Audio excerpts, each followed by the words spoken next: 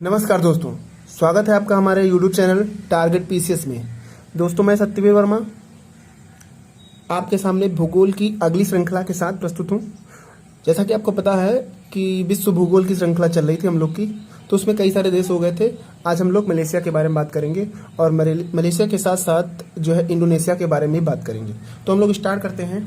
देखिए, मलेशिया के बारे में मैंने बताया था आपको कि मलेशिया जो उत्तरी गोलार्ध में स्थित है। अगर हम बात करें इंडोनेशिया की, तो इंडोनेशिया हमारा दक्षिणी गोलार्ध में पड़ जाता है, लेकिन इंडोनेशिया दक्षिणी गोलार्ध में है और ये हमारा एशिया का जो है भाग है, एशिया का। लेकिन जो मलेशिया है वो उत्तरी गोलार्ध में। तो हम बात करते हैं मलेशिया। देखिए, मलेशिया का विस्तार जो है वो दो द्वीपों पर है। ठीक, एक है मलाया प्रायद्वीप, एक मलाया प्रायद्वीप। प्रायद्वीप जानते हो, वह स्थलखंड जो तीन तरफ से जल से घिरा हो, वह स्थलखंड जो तीन तरफ से जल से घिरा हो प्रायद्वीप कहलाता है, पेनिनसुला कहलाता है। और अगर खाड़ी की बात करें तो वह जल का क्षेत्र जो तीन तरफ से स्थलखंड से घिरा हो। स्थलखंड मतलब समझते हो ना, लैंड से घिरा हो, उसको हम खाड़ी बोलते हैं। जैसे बे ऑफ बंगाल, ठीक है, मन्नार, गल्फ ऑफ मन्नार, ठीक है, गल्फ ऑफ कच्छ। तो ये है, हम बाद में बताएंगे। वैसे गल्फ और बे में अंतर होता है। गल्फ जो बहुत छोटा सा भाग होता है, जल का ऐसा भाग, छोटा सा भाग जो तीन तरफ से स्थलखंड से घिरा हो, वो गल्फ कहलाता है। और जो बहुत विस्तृत क्षेत्र होता है, तीन तरफ से जल से घिरा रहता है, वो बे कहलाता है। बे में मतलब कि खाड़ी, दोनों का हिंदी वर्जन खाड़ी होता है, लेकिन जो बे में लगता है जिसके आगे, जैसे बे ऑफ बंगाल, तो बंगाल बहुत विस्तृत क्षेत्र है। तो इसकी बात हम लोग आगे करेंगे। इंडिया में हम यहाँ पर बात करते हैं मलेशिया की। तो मलेशिया देख लीजिए, मलेशिया मुख्यतः किस पर स्थित है? तो मलेशिया मलाया प्रायद्वीप पर स्थित है। ये हमारा मलाया प्रायद्वीप, देखिए ये दिख रहा है आपको, मलाया प्रायद्वीप। ये मलाया प्रायद्वीप है और इसकी राजधानी क्या है? कुआलालंपुर है। इसकी राजधानी क्या है? कुआलालंपुर है। और इसके दो राज्य और हैं, एक है सारावाक और एक है सवाह। एक है सारावाक और एक है सवाह। तो सारावाक और सवाह किस पर हैं? ये बोर्निया द्वीप पर हैं। ये है आपका बोर्निया द्वीप, बोर्निया द्वीप पर स्थित है। बोर्निया द्वीप को हम कालीमंतान के नाम से भी जानते हैं। किसके? कालीमंतान के नाम से भी जानते हैं। अगर हम बात करें मलेशिया के उत्तर में कौन सा सागर है, तो मलेशिया के उत्तर में दक्षिणी चीन सागर है। और जबकि दक्षिण की बात करें तो दक्षिण में जावा सागर है। जावा सागर है। मलेशिया के पूर्व में कौन सा सागर है? सुलू सागर है और प्रशांत महासागर है। सुलू सागर है और प्रशांत महासागर है। अगर हम इसके बात करें, इसके पश्चिम में कौन सा सागर है, तो पश्चिम में देखिए, यहाँ पर हमको अंडमान सागर मिलेगा और यहाँ पर हमको हिंद महासागर मिलेगा। अंडमान सागर, हिंद महासागर। अंडमान सागर आप चाहें तो लिख सकते हैं अंडमान सागर, और यहाँ पर हमको मिलेगा हिंद महासागर, हिंद महासागर।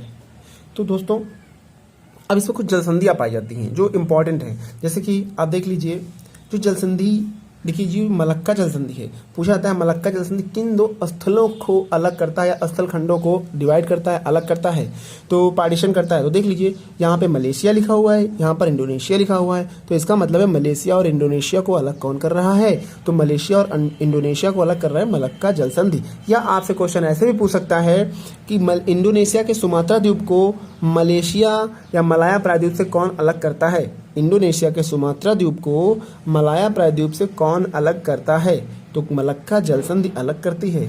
आगे देखते हैं, अगर हम यहाँ पर देखेंगे, अगर बात की जाए किस सागर को जोड़ती है, तो यहाँ पर देख लीजिए अंडमान सागर है और यहाँ पर दक्षिण चीन सागर है। तो ये अंडमान सागर और दक्षिण चीन सागर को जोड़ने का कार्य करती है। क्लियर हुआ? मलक्का जलसंधि अंडमान सागर को दक्षिणी चीन सागर के साथ जोड़ने का कार्य करती है। आगे जावा सागर की बात करें, तो जावा सागर जावा के ऊपर पाया जाता है और जावा के नीचे क्या है? हिंद महासागर है। तो सुंडा जलसंधि किसके किसके मध्य पाई जा रही है? आप देख रहे हो, इंडोनेशिया के दो द्वीप हैं, जावा और सुमात्रा। ये जावा है, ये सुमात्रा है। तो इन जावा और सुमात्रा के मध्य जो संधि पाई जाती है, जलसंधि पाई जाती है, स्ट्रेट पाया जाता है, उसे हम सुंडा जलसंधि कहते हैं। और यहीं पर सुंडा गर्त भी है, हिंद महासागर में यहाँ पर सुंडा गर्त भी स्थित है। ये सुंडा जलसंधि क्या करती है? सुंडा जलसंधि, जैसा कि आपको पता है कि जो जलसंधियां होती हैं वो दो जल राशियों को जोड़ने का कार्य करती हैं। तो इधर जावा सागर, इधर हिंद महासागर है। तो ये सुंडा जलसंधि जावा सागर को हिंद महासागर से जोड़ने का कार्य करती है।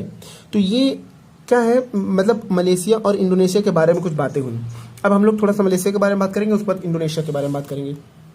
तो मलेशिया के बारे में देखिए, उत्तरी गोलार्ध में स्थित है और मलाया प्रायद्वीप तथा बोर्निया द्वीप पर स्थित है। मैंने आपको बताया ना कि किन किन दो द्वीपों पर स्थित है भाई।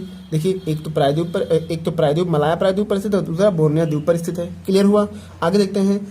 मैंने मलक्का जल संधि के बारे में बताई। मलक्का जल संधि इंडोनेशिया के सुमात्रा द्वीप तथा मलेशिया के मध्य पाई जाती है। क्लियर है। मलेशिया मलाया प्रायद्वीप अलग करती है। सुंडा जल संधि इंडोनेशिया के दो द्वीपों जावा और सुमात्रा के मध्य स्थित है। सुमात्रा और जावा के मध्य स्थित है। उसके बाद देखेंगे, ये इंपॉर्टेंट फैक्ट है कि किंता केलांग घाटी की इपोह तथा गोपेन खान, किंता केलान घाटी की इपोह तथा गोपेन खान टिन उत्पादक खाने हैं। भाई आप देखेंगे मैप में तो आपको मैप में यहाँ पर दिखाई पड़ेंगी, यहाँ पे किंता केलांग घाटी है। किंता केलांग घाटी किसके लिए प्रसिद्ध है? तो किंता केलांग घाटी आपकी किंता केलांग घाटी में दो स्थान हैं, जिसमें एक इपोह है, दूसरा गोपेन है। एक इपोह, दूसरा गोपेन है, और ये टिन उत्पादक में विश्व प्रसिद्ध हैं, जिसमें से गोपेन मोस्ट पॉपुलर है, बहुत ज़्यादा फेमस है। ये विश्व प्रसिद्ध, गोपेन से बहुत अधिक टिन उत्पादन किया जाता है। और मलेशिया में जो रबड़ के बाग पाए जाते हैं, उनको हम क्या कहते हैं? रबड़ स्टेट के नाम से जाना जाता है। बहुत सारे बाग रबड़ के पाए जाते हैं, तो यहाँ पर रबड़ स्टेट के नाम से इसको जानते हैं। और अगर हम बात करें मलेशिया के सबसे बड़े नगर की, तो मलेशिया का सबसे बड़ा नगर, इसकी राजधानी है कुआलालंपुर, जो कि मलाया प्रायद्वीप पर स्थित है। और ये एक मुस्लिम बाहुल्य देश भी है। मलेशिया कैसा देश है? मुस्लिम बाहुल्य देश है। अब हम बात करते हैं इंडोनेशिया की। तो इंडोनेशिया के बारे में देख लीजिए भाई। इंडोनेशिया बहुत बड़ा द्वीप है। तो अगर हम बात करें सबसे बड़ा द्वीपीय देश कौन सा? इंडोनेशिया है। पूरे विश्व में सबसे बड़ा द्वीपीय देश अगर बात करें तो इंडोनेशिया है, क्षेत्रफल की दृष्टि से। और ये एक अंतर महाद्वीपीय देश है। अंतर महाद्वीपीय मतलब एक महाद्वीप के अंतर्गत आता है। ठीक है, मतलब कई सारे महाद्वीपों से घिरा हुआ है, तो इसको अंतर महाद्वीप भी बोलते हैं। और दूसरी बात है कि सबसे बड़ा द्वीपीय देश है। क्षेत्रफल की दृष्टि से देखा जाए, इंडोनेशिया में करीब 13,000 द्वीप हैं। इंडोनेशिया में केवल करीब 13,000 द्वीप हैं। अगर आप चाहें तो लिख सकते हैं, इंडोनेशिया में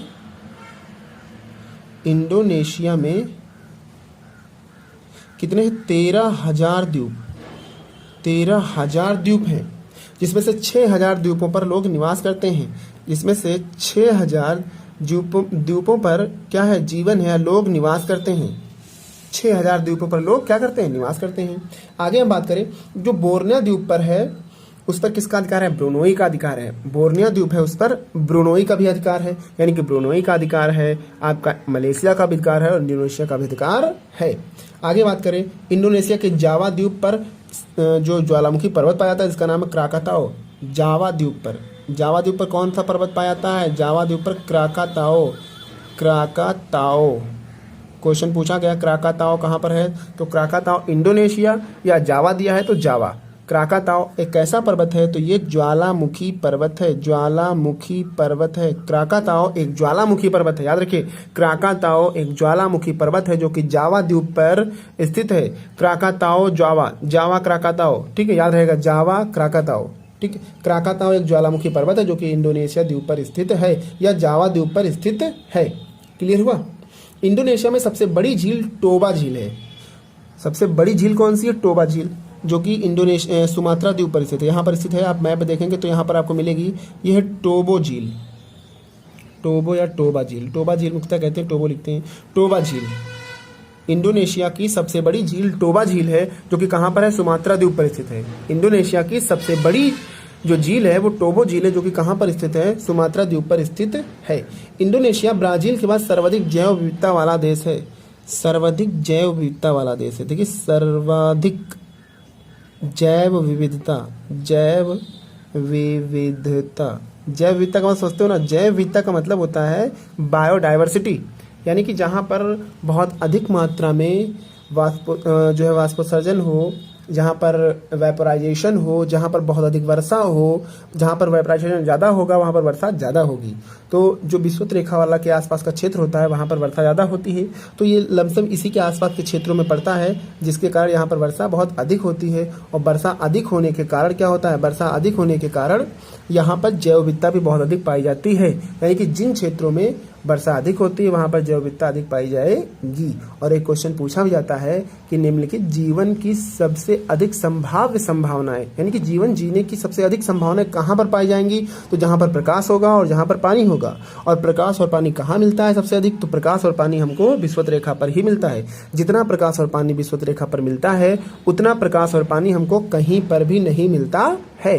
इसलिए देखिए, पोल पर चले जाइए तो कहीं मिलता है आपको, पोल पे कहीं भी आपको जीवन मिलता है? पोल पे बताइए, पोल में बर्फ जमी रहती है, चाहे हम नॉर्थ पोल की बात करें चाहे साउथ पोल की बात करें। आप जितने लोग विषुवत रेखा के आसपास रहते हैं उतने जैसे जैसे हम विषुवत रेखा से दूर जाएंगे लोगों की जनसंख्या क्या हो जाएगी, कम होती चली जाएगी। रूस में देख लीजिए आप, उधर चाइना देख लीजिए, और भारत देख लीजिए, श्रीलंका देख लीजिए, मतलब जितने देश हैं जो विषुवत रेखा के आसपास हैं वहाँ पर जनसंख्या ज़्यादा होगी। कहने का मतलब वहाँ पर लोगों की बस्तियाँ ज़्यादा होंगी, और जैसे जैसे हम विषुवत रेखा से दूर हटते जाएंगे कम होती चली जाएंगी। उसके बाद देखिए, इंडोनेशिया में एक विशेष बात यह है कि इंडोनेशिया से एक लाइन गुजारी गई है, एक लाइन गुजारी गई है जो कि 1859 में खींची गई थी। ऐसे खींची गई है एक लाइन, ये इसको हम वेलेस लाइन बोलते हैं। कौन सी लाइन बोलते हैं? Wallace line.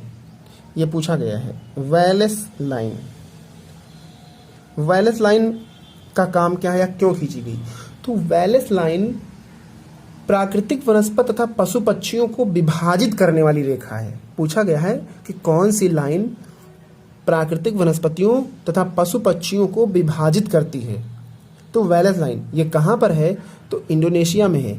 आपसे पूछा जाएगा किस देश से वेलेस लाइन होकर गुजरती है, तो वेलेस लाइन इंडोनेशिया से होकर गुजरती है, जो कि प्राकृतिक वनस्पतियों तथा पशु पक्षियों को विभाजित करती है। क्लियर हुआ? इसकी खोज कब की गई थी? तो इसकी खोज वेलेस नामक अंग्रेज ने की थी, 1859 में की थी, 1859 में की थी। वैसे लाइनें और सी हैं, जैसे वेबर लाइन भी है और लाइडेक्कर लाइन भी है, लेकिन इनसे कोई मतलब नहीं, पूछी नहीं जाती है। इंडोनेशिया में सर्वाधिक उत्पादन सिनकोना का होता है। किसका होता है? सिनकोना का। सिनकोना का उत्पादन सर्वाधिक होता है, सिनकोना का सर्वाधिक उत्पादन होता है। आपको पता है सिनकोना किसके लिए उपयोगी है? तो सिनकोना से जो सिनकोना से कोनीन बनाई जाती है, और जो कि क्या है, जो कि एक मलेरिया की दवा है। मलेरिया की क्या है? दवा है। ठीक है, सिनकोना से कोनीन बनाई जाती है, जो कि एक मलेरिया की क्या है? दवा है। क्लियर हुआ? या मलेरिया में इसका बहुत ज़्यादा इस्तेमाल किया जाता है। आगे बात करें तो जो जावा द्वीप है, इंडोनेशिया का जो जावा द्वीप है, उसको इंडोनेशिया का हृदय स्थल कहते हैं। क्लियर हुआ? हार्टलैंड ऑफ इंडोनेशिया, इंडोनेशिया का जो हार्टलैंड है, हृदय स्थल है, वो क्या कहलाता है? जावा द्वीप। तो जावा द्वीप इंडोनेशिया का हृदय स्थल है। ये हृदय स्थल है, हृदय स्थल किसका है? इंडोनेशिया का। इंडोनेशिया का हृदय स्थल कौन है? इंडोनेशिया का हृदय स्थल है जावा द्वीप। क्लियर हुआ? इंडोनेशिया की राजधानी जकार्ता है, इंडोनेशिया की राजधानी जकार्ता है, जो कि जावा द्वीप पर स्थित है। और जावा द्वीप इंडोनेशिया का सर्वाधिक जनसंख्या वाला द्वीप भी माना जाता है। क्लियर हुआ? जावा द्वीप इंडोनेशिया का सर्वाधिक जनसंख्या वाला द्वीप भी माना जाता है। तो दोस्तों ये इंडोनेशिया के बारे में था। मैंने आपको दो जो है एशिया के देश जो एक साथ बता दिए हैं, मलेशिया और इंडोनेशिया। तो ये आपको कैसा लगा? कमेंट्स, लाइक, शेयर और सब्सक्राइब करना ना भूलें। ज़्यादा से ज़्यादा लोग कमेंट करें, ज़्यादा से ज़्यादा लोग जुड़ें, ताकि हम और अच्छे से कर सकें।